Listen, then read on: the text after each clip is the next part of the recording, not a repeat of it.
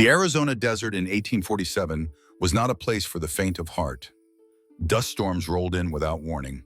The sun scorched everything beneath it, and survival belonged only to those who could withstand cruelty. Dusty Creek Trading Post sat in the middle of this unforgiving land, its wooden walls soaked in whiskey and sweat, where cowboys, merchants, and drifters came to drown their loneliness. Inside the dim saloon, the air was thick with tobacco smoke and the sharp stench of horse tack. Glasses clinked, dice rolled, and no one expected anything more dramatic than a bar fight. Until the door slammed open. Through the blinding sunlight stepped a boy. His hair was the color of pale straw but caked with desert dust. His small frame wrapped in rags that clung to bruises he could not hide. Barely 12 years old, Tommy Crawford staggered forward, his lips trembling, his voice cracking with desperation. "My father beats me a lot. Please take me with you." His cry shattered the room like a bullet ricocheting off stone. Yet silence followed. Eyes shifted away. Cards were reshuffled, mugs lifted, and men who bragged about bravery suddenly found courage too costly. Not a single hand reached out, but at the back of the saloon, one man looked up. Atona, known among his people as Strong Bear, sat alone with the calm stillness of a predator. He was a Comanche warrior born, tall and broad-shouldered, his hair braided with red beads that whispered stories of battles survived. While the others hid behind indifference, his gaze followed the boy. He saw more than dirt and bruises. He saw a spirit close to breaking. Tommy swayed on his feet, too small to command the room, too fragile to silence the echo of his own plea. For a moment he seemed invisible, another lost child in a land that swallowed the weak whole, yet there was something in his eyes, a truth he could not speak aloud. Beneath the fear lay the quiet mark of difference, the kind of difference that fathers in towns like Dusty Creek did not forgive. Atona rose slowly, his shadow stretching across the uneven floorboards.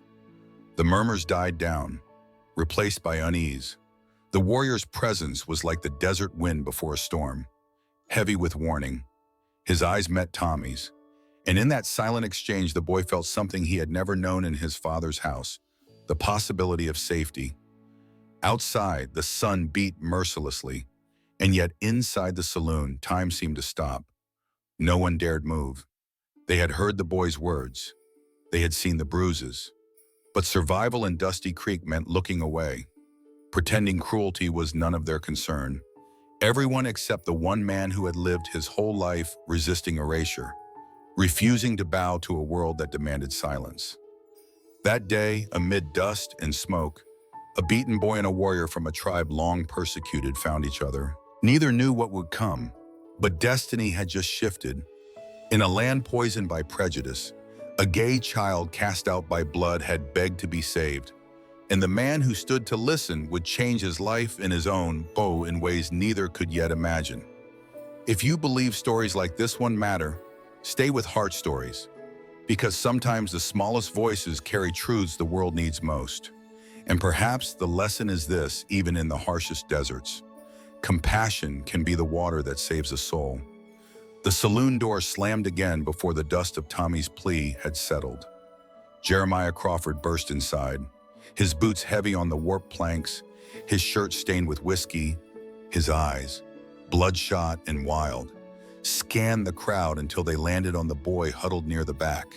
The silence that had fallen earlier deepened into something sharp. Jeremiah's voice cracked through the room like a whip.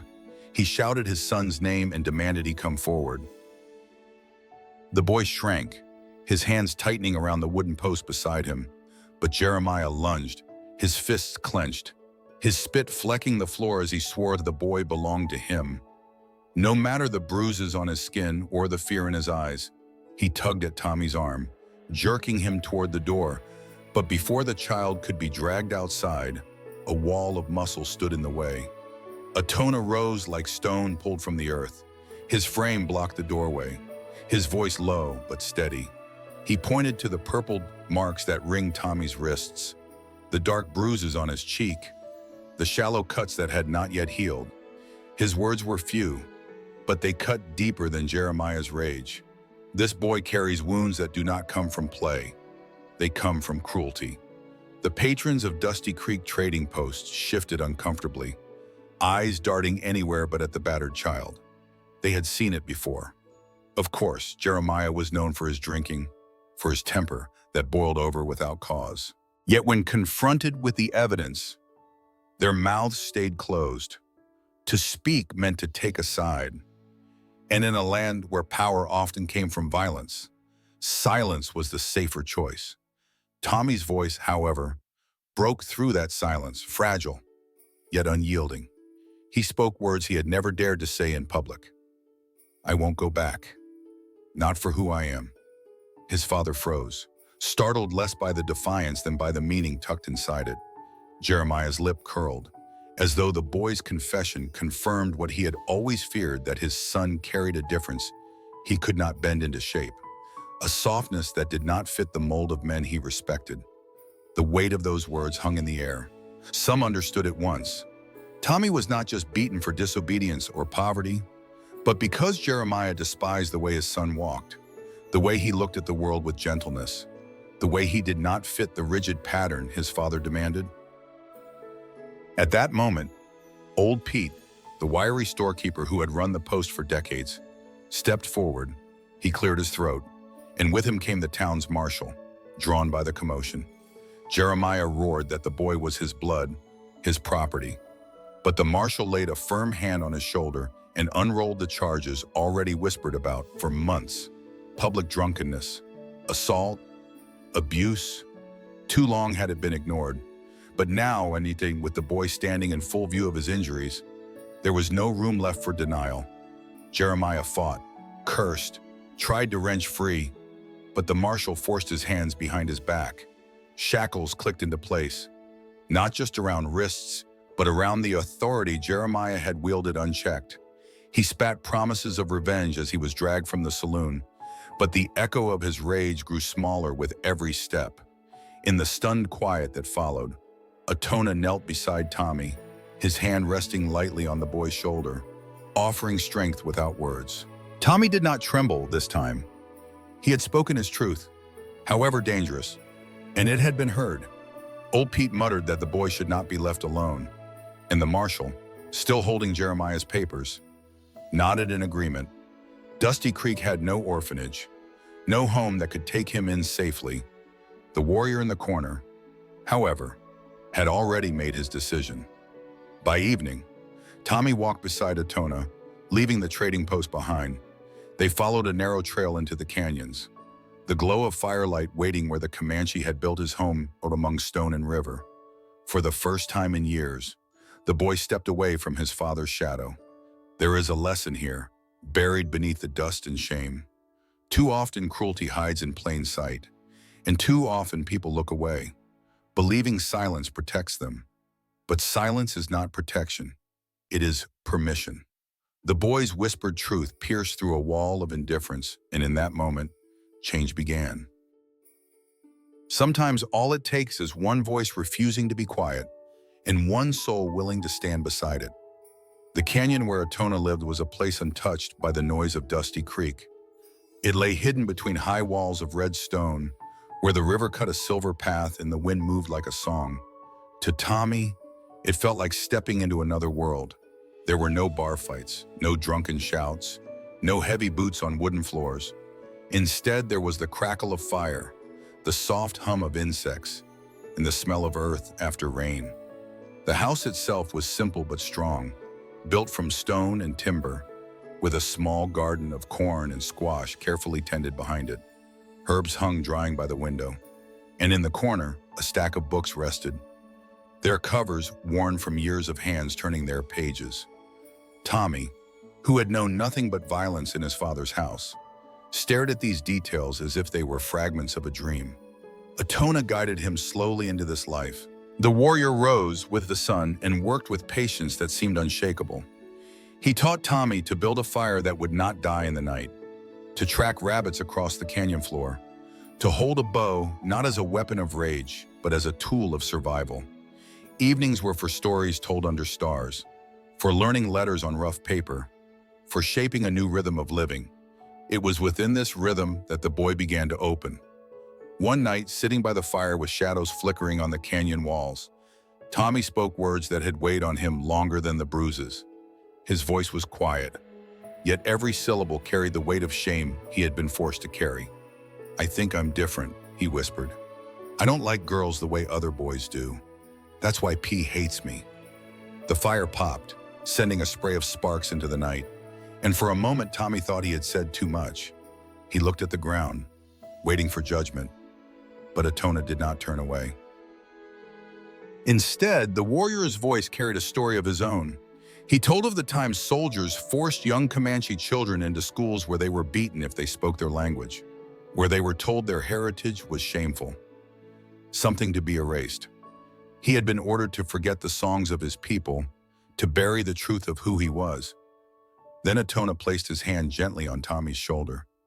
"Your truth is not shame," he said. "It is your spirit, and your spirit is sacred." The boy's eyes stung with tears, but they were not tears of fear. For the first time, he felt the weight lift, if only slightly, replaced with a fragile kind of hope. Days turned into weeks, and weeks into months. With each sunrise, Tommy grew stronger. He no longer flinched at sudden noises. He no longer hid his smile. He began to carry himself not with the fear of being struck, but with the dignity of someone who knew his life was worth something. Yet healing is not just mending wounds, it is learning that the truth of who we are deserves space in the world. Atona gave him that space, not by erasing the difference Jeremiah had despised, but by honoring it. The canyon, with its garden and its firelight, became more than a shelter.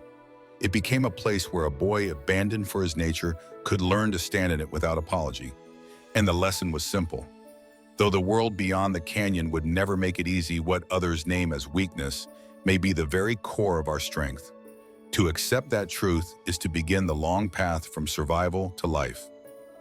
Half a year passed, and the boy who once trembled at every shout was no longer the same child.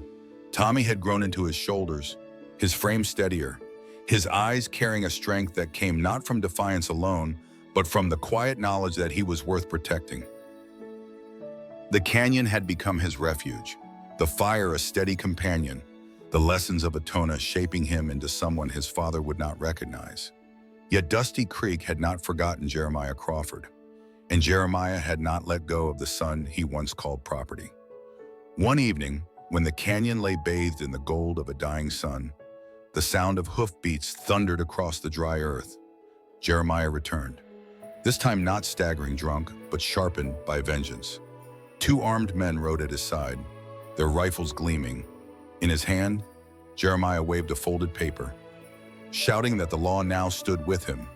It was a court order, he claimed, giving him the right to reclaim his son. Tommy stood at the mouth of the canyon beside Atona. His chest tightened as the past surged forward, but he did not step back. The boy who once whispered pleas for escape now spoke with clarity. Blood doesn't make family. Respect does. His voice carried farther than he expected, echoing against the red stone, forcing even the hired guns to shift uncomfortably in their saddles. Jeremiah sneered, barking that a child had no right to speak so boldly. He thrust the order toward the marshal who had followed the commotion into town and up the canyon trail. But something unexpected happened.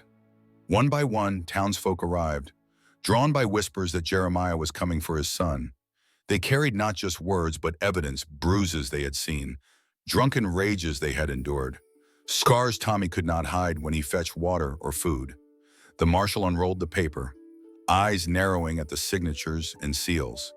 Yet the voices of the townspeople grew louder, stacking truth upon truth until the law on parchment hummed against the law of witness. The marshal tore the order down the middle, the pieces scattering in the dust.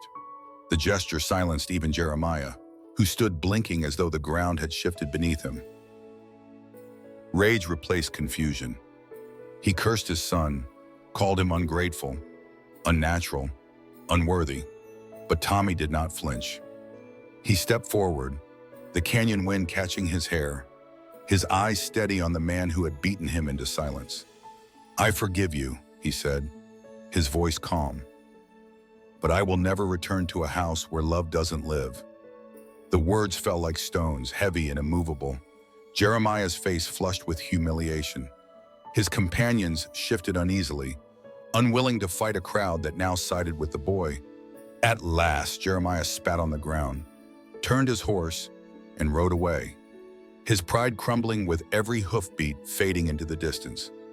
In that moment, the people of Dusty Creek, who had once turned away in cowardice, stepped forward. They nodded at the boy, some with shame, others with quiet respect. For the first time, Tommy was not invisible. He was seen, not as a burden or an outcast, but as someone whose voice had power. The canyon grew quiet again as the crowd dispersed, leaving Tommy and Atona standing side by side. The boy's heart no longer raced with fear, but with the strange weight of freedom. And here lies the lesson: true strength is not in fists or paper decrees, but in the courage to claim one's worth. Respect, once spoken aloud, can strip away even the loudest voices of cruelty. In choosing to forgive without returning, Tommy showed that survival is not enough. Dignity must be guarded as fiercely as life itself. Peace settled over the canyon in the months that followed Jeremiah's defeat. Tommy's days were no longer measured by fear, but by the steady rhythm of work and learning. He tilled the soil with Atona in the mornings, read by lantern light in the evenings, and listened to the night wind carry songs older than the town itself. For the first time in his 12 years, life was not survival, it was living. One late afternoon, as the sky turned violet and the cicadas sang, Tommy wandered into a small storage shed at the edge of the canyon home. Dust floated in golden beams of light, dancing over stacked crates and bundles wrapped in cloth. Against the far wall sat an old cedar chest, its edges worn smooth by years, its lock rusted but weak. With careful hands, Tommy pried it open. Inside lay relics of another life: scraps of leather, faded beads, letters tied in twine. At the bottom, hidden beneath layers of folded cloth, was an envelope stained by time. His name was not on it, but as he drew it into the light, the handwriting pulled a tremor through his chest. He unfolded the fragile paper, and as the words swam before him, his breath caught. It was a letter written years ago by his mother.